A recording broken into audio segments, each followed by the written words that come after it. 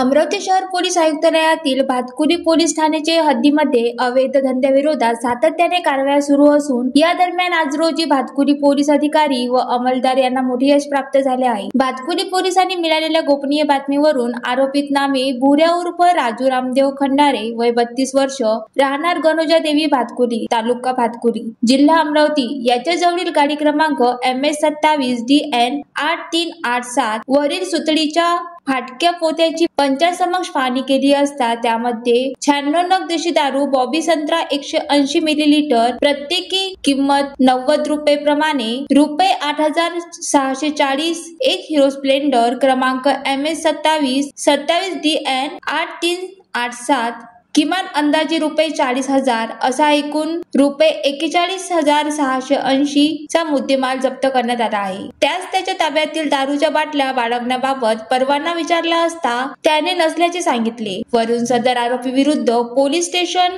Police हवालदार सुनील पटेल यांनी दिलेल्या रिपोर्टवरून कलम 35E प्रमाणे गुन्हा दाखल करण्यात आला आहे। तसेच दुसऱ्या घटनेत साई योगी हॉटेल समोर बाळा तळोकार राहणार अमरावती यांच्या ताब्यात 100 नग देशी दारू बॉबी संत्रा 180 मिलीलीटर प्रत्येकी किंमत 90 रुपये प्रमाणे 900 तसेच 15 नग देशी दारू बॉबी संत्रा 90 मिलीलीटर प्रत्येकी किंमत 50 रुपये प्रमाणे 750 असा 2 कारवायामध्ये एकूण रुपये 50,290 चा मुद्देमाल जप्त करण्यात आला आहे। आरोपी भुऱ्या उर्फ राजू नामदेव खंडारे यास अटक करण्यात आली असून आरोपी नामे बाळा तळोकार मुद्देमाल सोडून पळून गेल्याने सदर गुन्ह्यात फरार आहे। त्याचा शोध घेणे सुरू आहे। सदरची कारवाई अमरावती शहराचे पोलीस उपायुक्त अरविंद चावरिया, पोलीस उपायुक्त श्याम घुगे, पोलीस उपायुक्त गणेश शिंदे, पोलीस उपायुक्त रमेश धुमाळ, सहाय्यक पोलीस उपायुक्त